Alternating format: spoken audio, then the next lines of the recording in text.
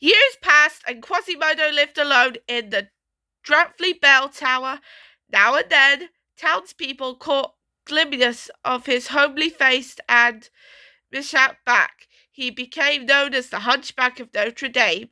By the time he was 20, Quasimodo was stronger than most men. With the ease of the acrobat, he swung on the thick ropes and rang the bells, announcing the hours of night and day. One morning, he spoke to a baby bird, its nest stuffed inside of a gargoyle's mouth.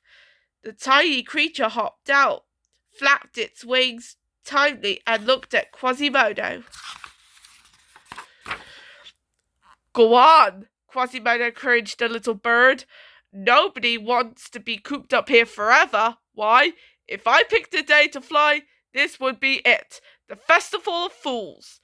It will be fun down there in the square. You'll see jugglers and dancing and eat wonderful food. The bird began to flap its wings a little more encouragingly until suddenly it took off. As soon as it had been flown away, the gargoyle came to life. Flar! I thought that little guy'd never leave, he said as he coughed and spit the bird's nest out of his mouth.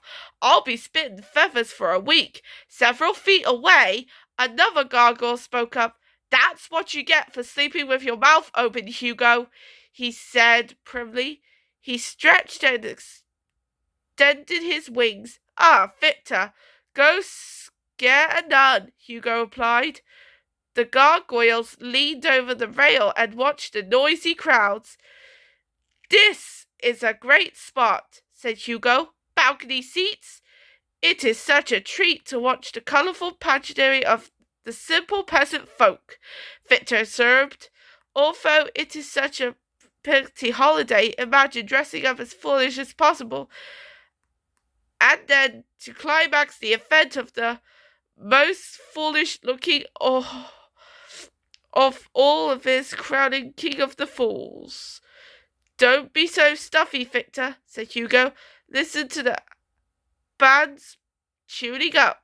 He leaned over to the rail. Quick, Quasi, the tightrope. Walker's putting up his rope. He glanced around. Quasi, hey, where you going? Don't you want to watch the festival with us? Asked Victor. Are you sick? Impossible, cackled the elderly gargoyle as she shuffled towards them. If 20 years of listening to you two hasn't made him sick, nothing will. But Laverne, Victor told her, watching the Festival of Fools has always been a highlight of the year for Quasimodo. He's right, said Hugo. Let's go find out what is the matter.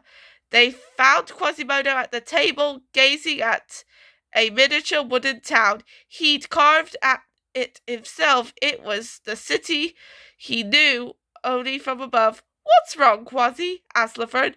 Want to tell Laverne all about it?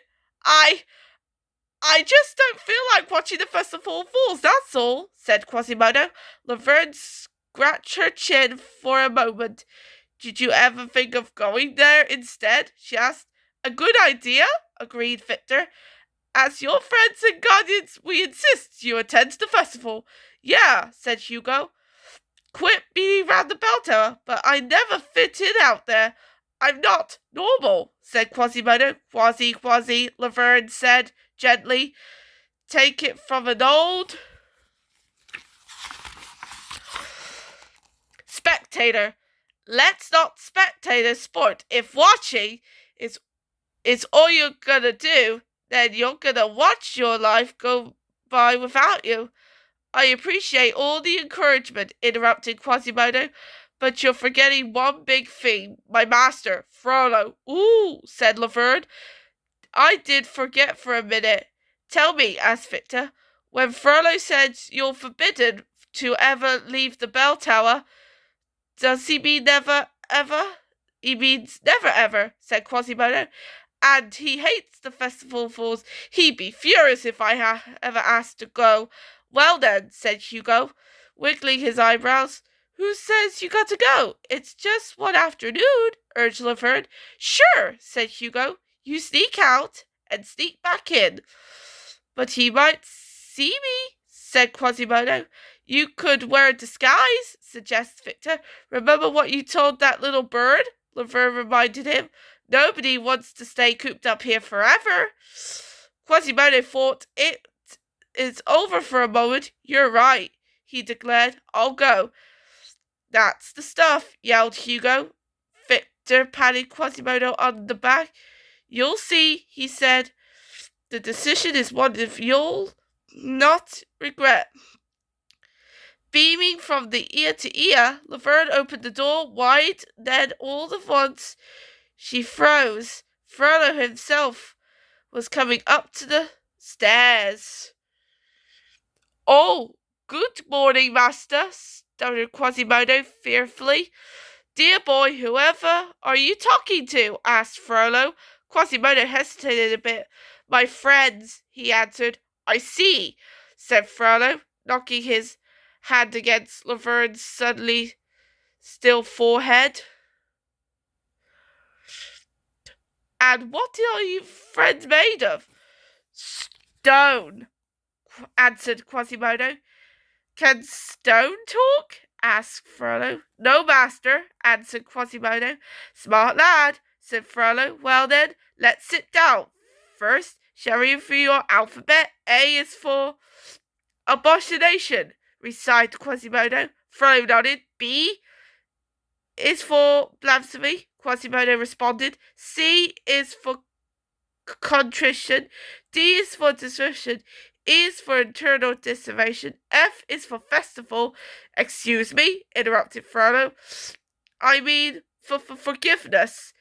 You said festival, roared Frollo. You are thinking about going to the Festival of Fools? It's just that. You got to get every year and, stammered Quasimodo.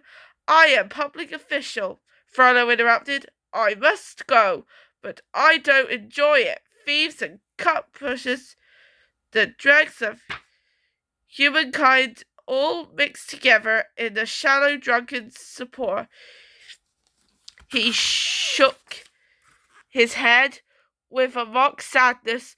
When your heartless mother abandoned you, no one but I took you in. This is the thanks of you give me for rearing you as a son. You've been so good to me, master, said Quasimodo miserably. I didn't mean to upset you.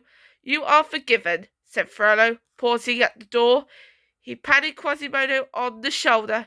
You don't know what it's like out there. I do. The world is a cruel place. You would be hated and scorned. Only this place can be sanitary in one such as you.